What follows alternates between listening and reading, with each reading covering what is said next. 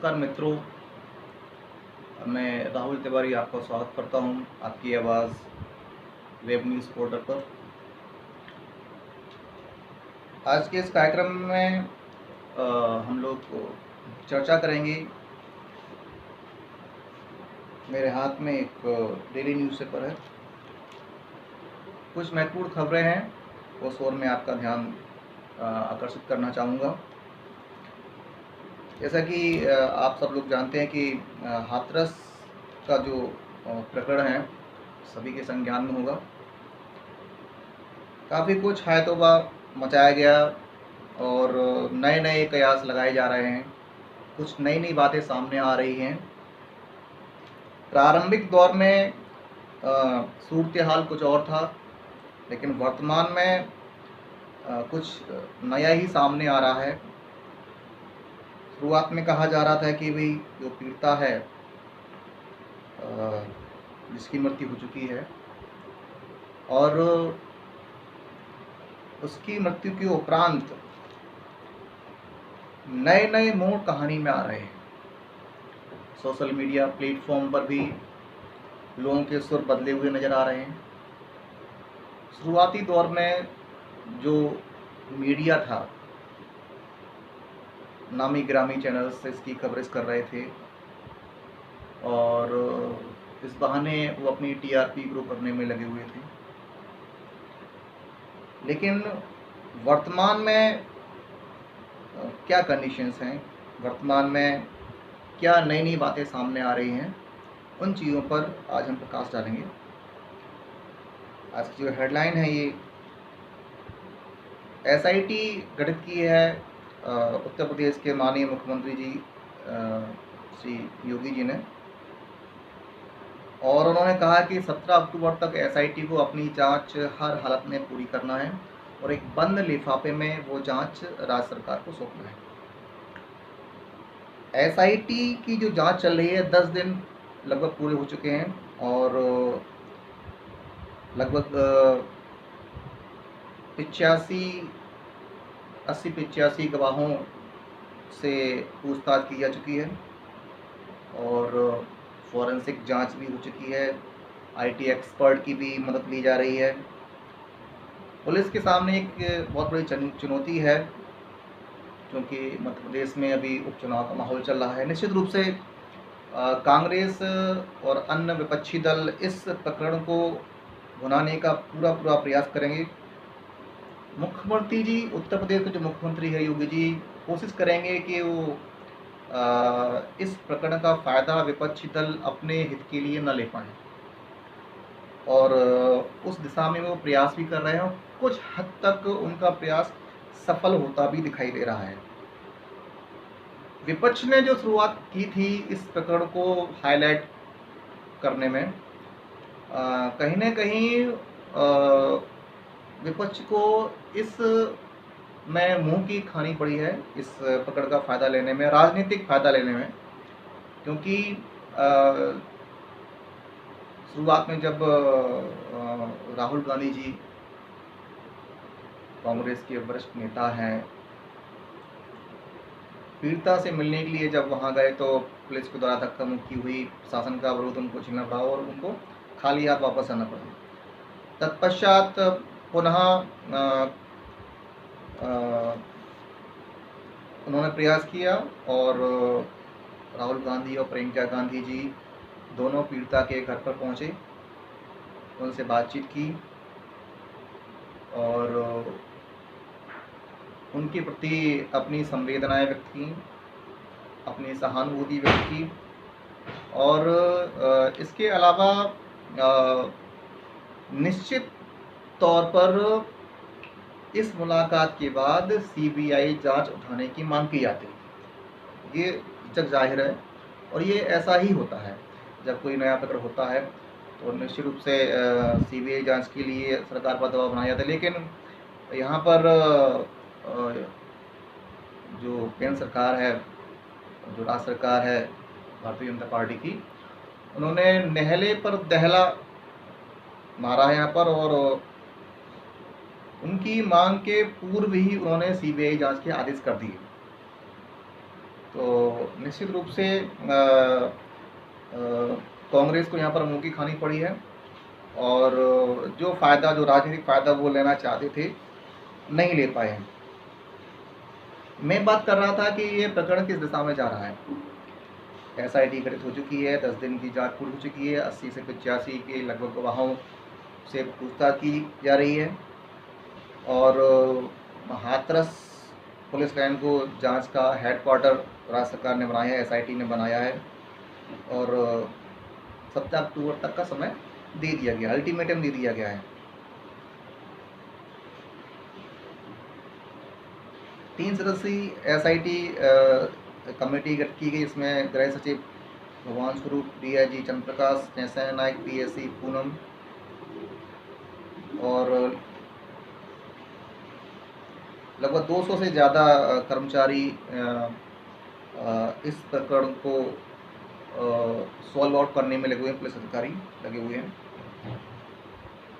देखते हैं, CBI ने भी कल इसमें हस्तक्षेप किया है और उन्होंने अपनी जांच शुरू कर दी है।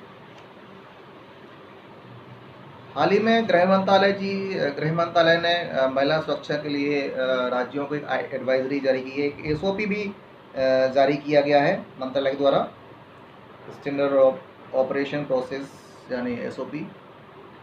और इस नई एडवाइजरी में नई चीज़ों को जुड़ा गया है। देखिए, इसके पहले काफ़ी सारे दुष्कर्म के ऐसे मामले हैं जो राष्ट्रीय स्तर पर हाईलाइट रहे हैं, और उसकी वजह से केंद्र सरकार को कोई सख्त कानून बनाने पड़े हैं। देखिए, जब ऐसी घटना होती है तब सरकार को कानून बनाना पड़ता है। सरकारी जिम्मेदारी ये है कि मौजूदा कानूनों का उचित क्रियान्वयन किया जाए और आवश्यकता पड़ने पर नए कानूनों को लाया जाए। अब जो SOP जारी किया गया है गृह मंत्रालय द्वारा, उसमें कुछ बिंदु हैं, आपके सामने रखना चाहूँगा मैं कि भाई, पहला पॉइंट इसमें है कि संज्ञेय अपराध की स्थिति में FIR अनिवार्य है। कानून में 0 FIR का भी प्रावधान है। FIR दर्ज न करने पर अधिकारी को सजा का प्रावधान है। देखिए, ये तो ऑलरेडी है ही, लेकिन मेरे ख्याल से कहीं भी ऐसा देखा नहीं गया है कि भी FIR दर्ज न करने के एवज में संबंधित अधिकारी को उसके खिलाफ कोई कार्रवाई की गई हो। जो गरीब और असहाय जनता है, जो पीड़ित वर्ग है, समाज का पीड़ित और शोषित वर्ग है, जग जाहिर है ये उनको अपनी शिकायत के लिए थानों कोतवाली के चक्कर लगाने पड़ते हैं, और कई बार उससे हताश होकर के आत्महत्या जैसे कदम उनको उठाने पड़ते हैं। तो हमारे देश का दुर्भाग्य है कि इतने अच्छे कानून, इतना अच्छा संविधान होने के बावजूद भी, सबसे खूबसूरत संविधान हमारे देश का है, उसके बावजूद भी लोगों को न्याय के लिए भटकना पड़ता है। एक अच्छा पॉइंट इसमें जुड़ा गया है कि दुष्कर्म से जुड़े मामलों की जांच को संबंधित अधिकारी या अधिकारी के पैनल द्वारा 2 महीने में उस जांच को पूरा करना है। ये बहुत अच्छी बात है। ये एक किसी भी केस को फास्ट चलाने के लिए, ताकि जो पीड़ित वर्ग है उसको उनको लंबा इंतजार ना करना पड़े। देखिए, ये हमारी जो भारतीय न्याय व्यवस्था है इतनी कमज़ोर है कि लोग न्यायालय के चक्कर लगाते रहते हैं और केस चलता रहता है। यहाँ तक देखा गया है कई केसों में, हज़ारों की गिनती में, लाखों की गिनती में ऐसे केस हैं कि भाई जो पीड़ित है वो उस दुनिया में नहीं है, लेकिन उनका केस लंबित है न्यायालय में, और उनकी जो आगे आने वाली पीढ़ी है वो उन केसेस को लड़ रही है। तो हमारी जो न्याय व्यवस्था है, केंद्र सरकार को चाहिए कि यदि वो कुछ सकारात्मक करना चाहते हैं तो हमारी जो न्याय प्रक्रिया है उसमें तेजी लाएं, और उसमें पारदर्शिता भी होना चाहिए। गृह मंत्रालय ने इसके लिए एक पोर्टल भी बनाया है, और इसकी मॉनिटरिंग जो है मंत्रालय द्वारा की जाएगी।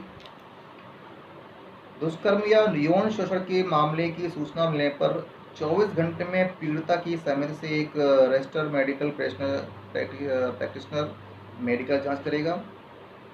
तो पहले से ही था कि भाई दुष्कर्म की जो पीड़िता है उसकी सहमति पर उसका मेडिकल टेस्ट कराया जाएगा।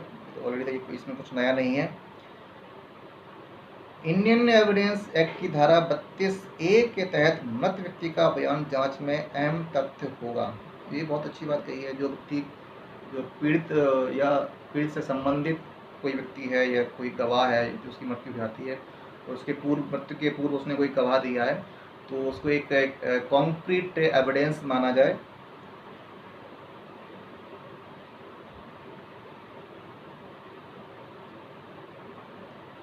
एक नया जो पॉइंट सामने आया था, नई एक टर्निंग पॉइंट था स्टोरी में कि भाई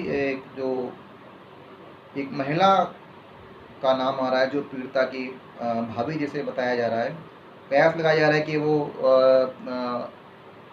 किसी नक्सलाइट ऑर्गेनाइजेशन से रिलेटेड है, लेकिन अभी ये जांच चल रही है इसकी। अभी तक ये निर्णय नहीं हुआ है, ना ही ये जांच में सामने आया कि वह नक्सली है या भीम आर्मी की कोई कार्यकर्ता है या भीम आर्मी जो ऑर्गेनाइजेशन चल रहा है उससे रिलेटेड है। अभी पुलिस की जांच कर रही है, लेकिन सोशल मीडिया पर अभी से ही लोगों ने कहना शुरू कर दिया है कि भाई